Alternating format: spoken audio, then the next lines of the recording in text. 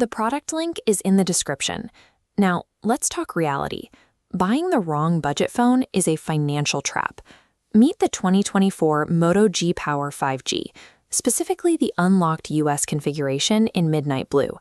On paper, it boasts hardware that sounds expensive: 8 GB of RAM, 128 GB of storage, and a 50-megapixel main camera. But do those numbers translate to actual performance, or are they marketing fluff masking sluggish hardware? You simply cannot expect $1,000 of luxury from a $300 device. This chart helps us match the phone to your exact needs, bypassing the abstract benchmarks.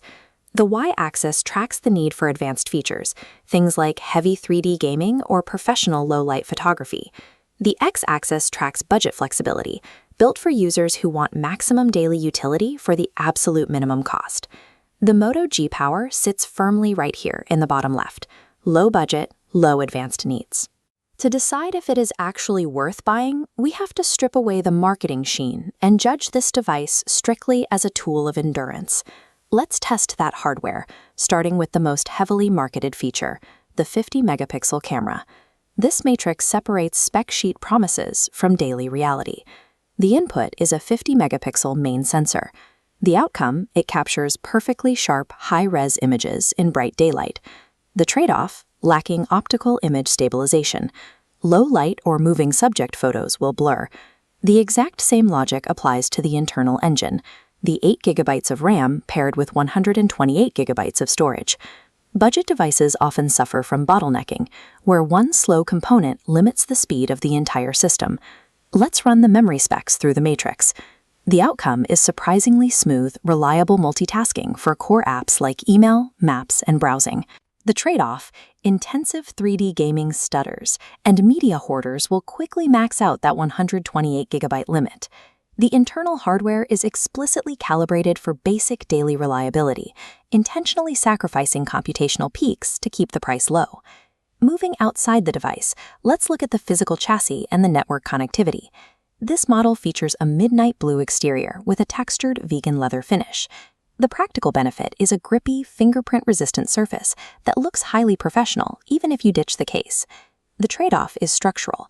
It lacks the heavy rigidity and cold touch of the thick glass and metal found on premium phones. But the most valuable invisible feature of this specific model is complete carrier freedom. It is fully unlocked for US markets with 5G. Let's analyze that connectivity. The outcome? You can take this to an MVNO network and secure an ultra-cheap monthly plan. The trade-off is paying full retail upfront, forfeiting heavy subsidies carriers offer to lock you into contracts. However, spending $300 today to use a $15 a month plan saves hundreds of dollars over a standard 2-year lock cycle. The phone's design and its network flexibility are highly optimized for long-term budget retention, rather than short-term prestige. Ultimately, the Moto G Power 5G is a triumph of adequacy. It is not trying to compete with flagships. Let's use this decision logic to pinpoint your exact user profile. First, the specs-first power user. If your workflow relies on rapid rendering, low-light photography, or intense gaming, the compromises we mapped out will cause daily friction. Second, the pragmatic optimizer, or secondary device seeker. This is someone who views a phone purely as a tool for communication, navigation, and multi-day battery life. For this specific group, the verdict is a definitive buy. Whether it is for business lines, a child's first phone, or a practical adult, it commoditizes reliable connectivity brilliantly. To check current pricing, the product link is in the description. True financial optimization is buying exactly the technology you need and nothing more. The product link is in the description.